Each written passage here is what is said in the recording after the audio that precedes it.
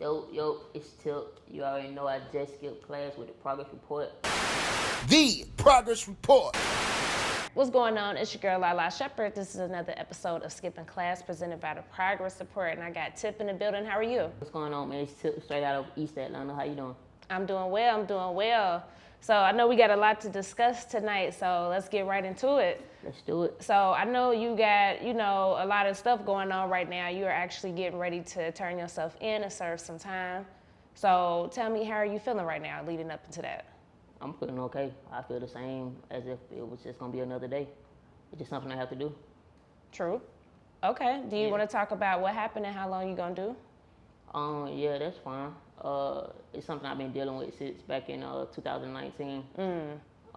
Sometimes I got issues with my temper. That was in the past, so I'm definitely past that or whatever. I had a situation with the postal carrier, the mailman. He wasn't supposed to be doing what he was doing, and he tried to just come inside the house without my consent, nor did he have my permission. So things got a little heated, and I had pulled out a Draco, and shots were fired, and I kind of got in trouble behind that. So nobody was hurt or injured or anything like that. Just moving recklessly, so to speak. Okay. Yeah. It was just blown way out of proportion. It was on the news. They blocked off the whole highway. They had a can I curse? Mm-hmm. They had a fucking tank outside my mom's house. Like, swear to God, you can pull it up on Google, and it's so ridiculous. Just made me like a whole menace to society, which I'm not. Damn. How did your mom feel about that? She was right there. She was like, y'all doing all this for the wrong person. My mom recently has been very supportive. It took her a while to get on board with things that I was doing or whatever, but she was there. They tricked her into showing her phone to the officers or whatever, but because my mama don't have to deal with this type of stuff, we make sure of it. So, but outside of that, she's been supportive. She's been by my side throughout this entire situation. Okay. Yeah. So do you feel like a sense of relief just knowing, since you've been going through it since 2019, that you finally about to get through it? Absolutely. Yeah. I'm actually ready to put this behind me. I'm ready sure. for it. Yeah. It's been dragging on. Okay. We want you to come skip class with us and share your story on our new segment called Skipping Class. Look, we want to talk to all the artists, indie or mainstream, or if you're an entrepreneur, come build your brand with us and tell your story to the world.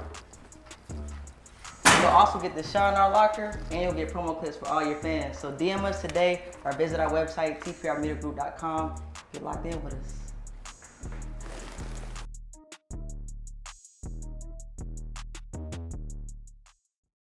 All right, well, outside of that, you are an artist. So tell us, how long have you been doing music? Honestly, I messed with it back in the day, maybe like early 2012, 2013. But I had to take a break from it because that wasn't the right time. I like the way things played out. It's a lot later, but everything happens as it should. So I just recently started back messing with music, like last year, to be honest. That's when things were being taken seriously, so to speak. Okay. What was the shift in the mindset between that time and now?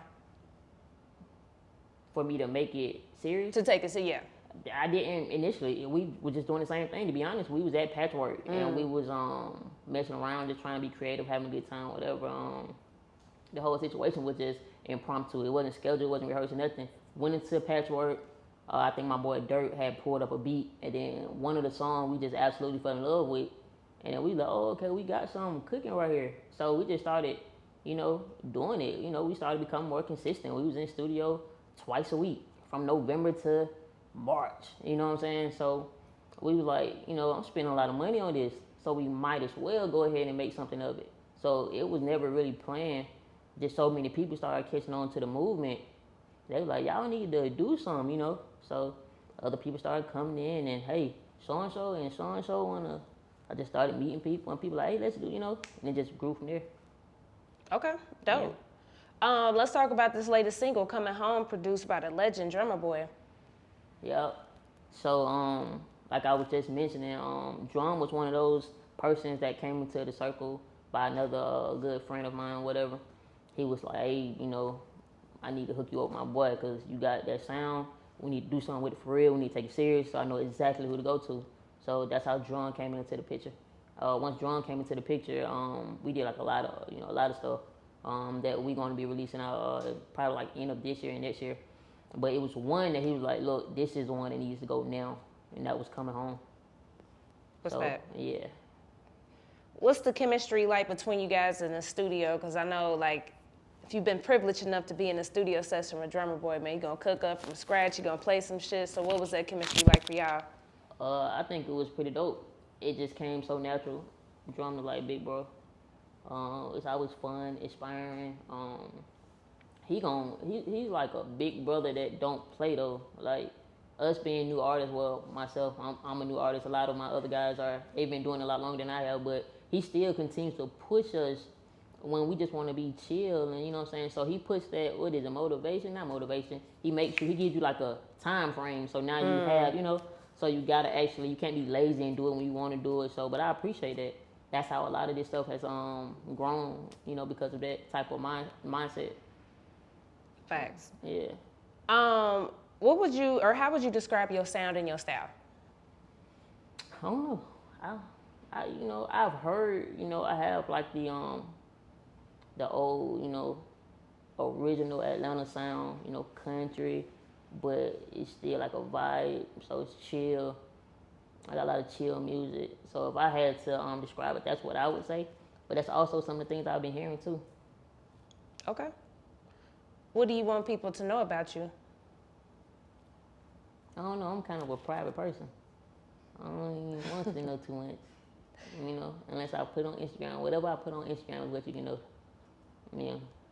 I don't know. Let me see. That I am not a gangster. Don't let my looks or my exterior appearances fool you. I am a nerd. I am a geek. I love to read. I am somewhat of a romantic, but people think, we be like, my situation was my situation. It happened. I try not to be an aggressive person. So, yeah, that's what I would like for people to take away. Yeah. Okay, how easy or difficult is it for you then to be an artist? Because, as an artist, the world wants to know, and your fans, I'm sure we want to know more details about you and know all your intimate business, but you seem private. Absolutely. What was the question? Like, how are you pretty much handling that then as a public figure? I don't really respond to it. I get a lot of people like trying to figure out why I'm going to the feds. I don't know. I haven't really been like a person that just like, interviews are even hard for me. Because you really have to get them. You gotta get honestly, and you gotta be transparent. So I'm like that with people in my circle. People, I don't know. I guess it's something I have to learn how to deal with.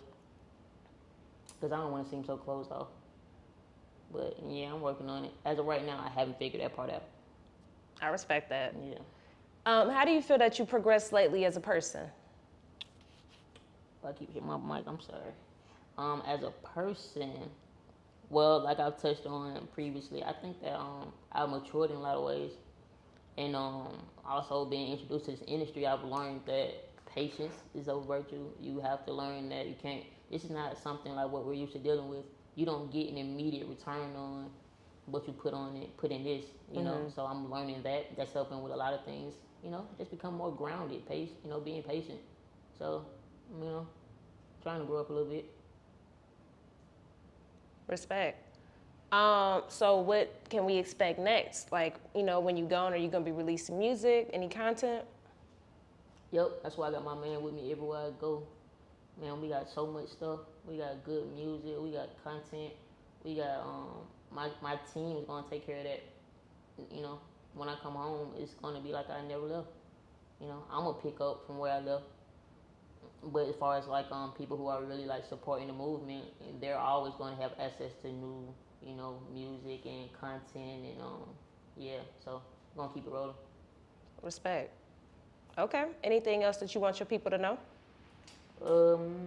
I think that pretty much got a good gist of everything. I just want to shout out to the mob, man. Shout out to my boy Drum and Lala. Thank you for having me. So yeah, stay tuned.